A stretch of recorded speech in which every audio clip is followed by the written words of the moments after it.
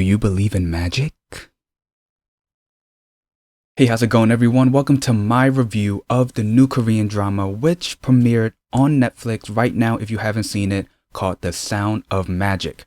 This was an entertaining series. Yeah, I know the whole concept of a high school girl who has no parents, no money, has been done before.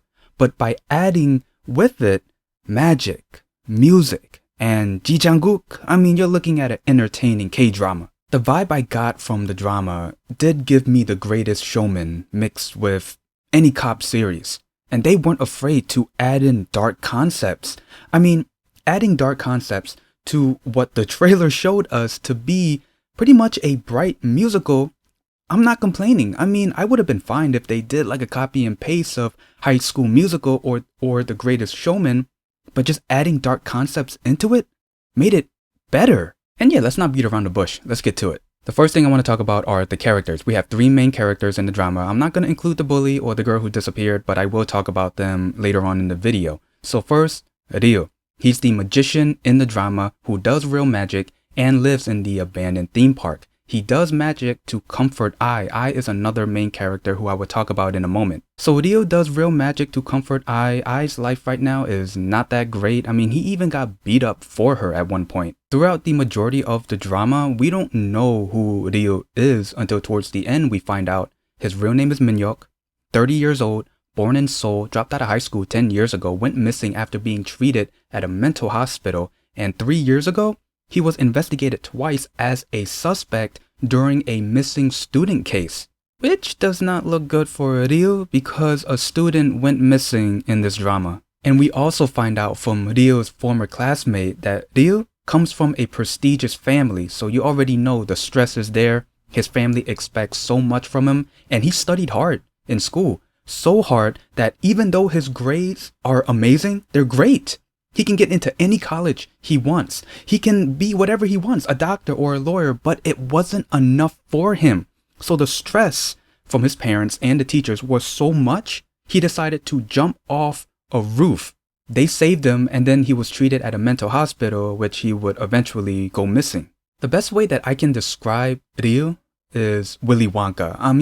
It's the best thing that I can come up with. I'm pretty sure you guys can come up with better descriptions in describing his character, but off the top of my head, Willy Wonka. The next character is Ai. She's a female high school student, a smart one at that. She has top grades. She works hard in balancing work and school while supporting herself and her younger sister.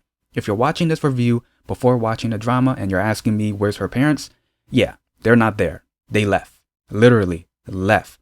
Especially the dad, because he left because of the debt that he was in. She is the type of person who wants to grow up, who wants to hurry up, be an adult, to get a stable job. And I hear this all the time. I've seen it a lot, and I will say it. To all the kids who want to grow up quick, don't. You'll eventually grow up, but enjoy being young for now, because it's not going to last forever. In the drama, she actually learns magic from Ryu and becomes a magician herself. And then we have another high school student. His name is Il-deung. He is a smart student, comes from a prestigious family, and he has a crush on Ai. He actually competes with Ai to get the top grades. And speaking about grades, at one point in the drama, he bribes Ai with money to convince her to fail her math test so he can get the top score. Not only he wants the top score, but he also wanted to see if money was really, really important to Ai. And man, that was really messed up, but it doesn't stop there. Ai told the teachers about their little bribery. It's mostly Il-deung's fault. But because he comes from a prestigious family, the teachers turned their little bribery into Il-deung helping the less fortunate. What? I want to do a little spoiler episode 1 review because episode 1 got me hooked in the first, 3 to 5 minutes. It was that good. So the first thing they showed us in episode 1 was 3 high school girls talking about a rumor about a good-looking magician who lives in the abandoned theme park and does real magic. If he sees you, he's going to ask you, do you believe in magic? Now the 3 girls do play a role in the storyline. 2 of them are bullies, especially Hana. And the third one, I think she was wearing glasses at the beginning of the episode. She actually goes missing in the drama, and it does play a big part in the storyline. And then right after they were talking about the rumors, a musical number starts, turning to High School Musical real quick. The students are dancing, they're singing, their reactions are funny because their bodies are moving and they don't know why, but then eventually they get into it. I'm like, okay, I like it. Now, it doesn't take long for I to meet Ryu in the first episode, I believe in the first 20 minutes. So while I was walking home, she was holding her money, and then suddenly it flies out of her hand. She's chasing after her money. At the same time, the background changes and she winds up in front of the abandoned theme park. There, she meets Ryu. He does magic. He asks her, do you believe in magic? She screams and runs away. But don't worry, they meet again later on in the first episode. I fell in love with the song that I sang in the first episode. It was her wanting things, but she can't have. Wanting her parents, wanting a no-worry life for her and her sister, and she was imagining herself in, I believe it was a very expensive apartment, if not, I guess, a mansion or a villa, but it was glorious in that living room. Now, if you think after watching episode 1, it'll turn into High School Musical throughout the entire drama, I mean, it takes a dark turn and it really intensified the story by adding manipulation, bribery, societal issues, mental issues, and even death. R.I.P. to the parrot. Now this one is going to be a spoiler for episode 6. So remember, there is a missing student case throughout the entire drama. And remember, her name is Hayun. She was the girl wearing the glasses from episode 1, one of the 3 girls who were talking about the rumor. Now, they eventually found her body in a river. But here's the thing. Ryu is the #1 suspect because of the evidence that were provided. The cops had a video of someone dressed as a magician stabbing somebody.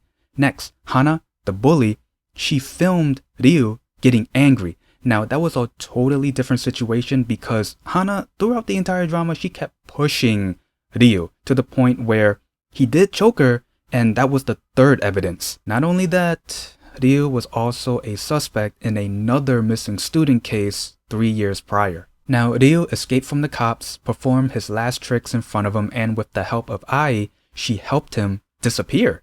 Now, later on in the episode, it was revealed that Ryu was never the suspect to begin with. It was Ai's former convenience store boss who was trying to have his way with Hayun, and she got it on camera. So that led him to kill her. And also, the convenience store boss was also trying to have his way with Ai as well. Oh, and let's not forget, after the mid-credits scene, they had a final musical number, which I thought was pretty awesome and cute. Now, when I saw the trailer, in my mind I was thinking The Greatest Showman, but then when they added dark concepts like death and bribery and whatnot, I'm like, dang, they turned this into CSI the musical. The storytelling was great, integrating real-life problems with magic and music. It was just amazing. I mean, to be honest, when we're feeling down, we do need some sort of magic to help us get back on our feet. First episode got me hooked within 3 to 5 minutes, and then after that, just episode after episode, I just couldn't stop watching, just non-stop. I was binge watching the whole thing. It was the same feeling I had the first time I saw High School Musical for the first time. The Sound of Magic was just amazing. I would give this drama a 9.5 out of 10. Everything was amazing. The acting, the storytelling, the music. Loved the music. The music actually had meaning. And also the musical numbers, it didn't seem out of place. They were placed at the right time, at the right moment. The only number that caught me off guard was the very first one in the first episode. I was like, oh, okay, a musical number.